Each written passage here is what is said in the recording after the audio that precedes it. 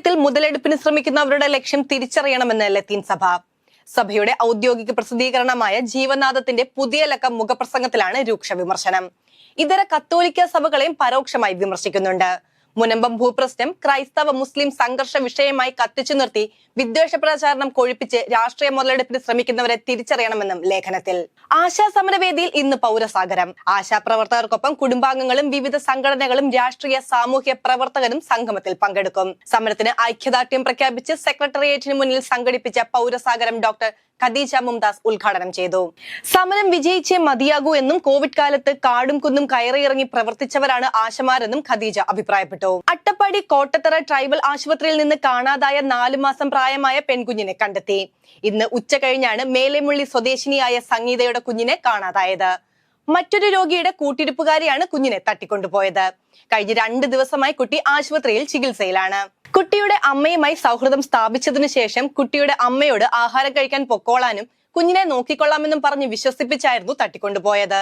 തുടർന്ന് പോലീസിൽ പരാതി നൽകുകയും CCTV കേന്ദ്രീകരിച്ചുള്ള അന്വേഷണത്തിൽ കൂളിക്കടവ് എന്ന സ്ഥലത്ത് നിന്ന് കുഞ്ഞിനെയും സ്ത്രീയെയും കണ്ടെത്തുകയായിരുന്നു. കൽപ്പറ്റ പോലീസ് സ്റ്റേഷനിൽ 17-കാരൻ ഗോകുൽ ജീവനൊടുക്കിയ സംഭവത്തിൽ CBI അന്വേഷണം ആവശ്യപ്പെട്ട് അമ്മ ഓമന ഹൈക്കോടതിയെ സമീപിച്ചു. പ്രതിസ്ഥാനത്തുള്ള പോലീസ് തന്നെ കേസ് അന്വേഷിക്കുന്നത് ഉചിതമല്ലെന്നാണ് ഹർജിയിൽ ഉന്നയിക്കുന്ന ആക്ഷേപം. നിഷ്പക്ഷവും നീതിയുക്തവുമായ അന്വേഷണത്തിന് CBI വേണമെന്നും ആവശ്യം. ഹർജിയിൽ ഹൈക്കോടതി സർക്കാരിന്റെ നിലപാട് തേടി. മെയ് 27-ന് ഹൈക്കോടതി കേസ് വീണ്ടും പരിഗണിക്കും. ഗവർണർക്ക് പുറമെ രാഷ്ട്രപതിക്കും ബില്ലുകൾക്കും സമയപരിധി നിശ്ചയിച്ച് സുപ്രീം കോടതി. രാഷ്ട്രപതിക്ക് വിടുന്ന ബില്ലുകളിൽ 3 മാസത്തിനകം തീരുമാനമെടുക്കണമെന്നാണ് സുപ്രീം കോടതി ഉത്തരവിട്ടിരിക്കുന്നത്.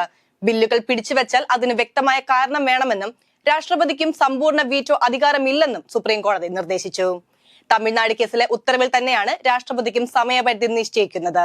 മുംബൈ ഭീകരാക്രമണ കേസിലെ പ്രതിയായ തഹാവൂർ റാണയുടെ മുൻ പ്രതികരണം പുറത്തുവിട്ട് US. മുംബൈ ഭീകരാക്രമണത്തിന് പിന്നാലെ തന്റെ ബാല്യകാല സുഹൃത്തായ ഡേവിഡ് കോൾമാൻ ഹെഡ്ലിയോട് തഹാവൂർ നടത്തിയ പ്രതികരണമാണ് ഇപ്പോൾ US പുറത്തുവിട്ടിരിക്കുന്നത്. ഇന്ത്യക്കാർ അത് അർഹിക്കുന്നുണ്ടെന്നായിരുന്നു തഹാവൂർ അന്ന് പറഞ്ഞതെന്നാണ് US പറയുന്നത്.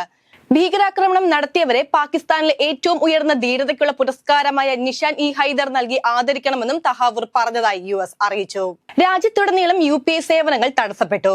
ഗൂഗിൾ പേ, ഫോൺ പേ, പേടിഎം തുടങ്ങിയ വഴി പണം കൈമാറ്റം നടക്കുന്നില്ലെന്നാണ് പരാതി ഉയർന്നത്. 1 മാസത്തിനുള്ളിൽ ഇത് 3-ാം തവണയാണ് വ്യാപകമായി UPI സേവനങ്ങൾ തടസ്സം നേരിടുന്നത്. ഇന്ന് രാവിലെ 11:30-ഓടെയാണ് സാങ്കേതിക തകരാർ ഉണ്ടായത്. UPI ആപ്പുകൾ ഡൗൺ ആവാനുള്ള കാരണം വ്യക്തമല്ല.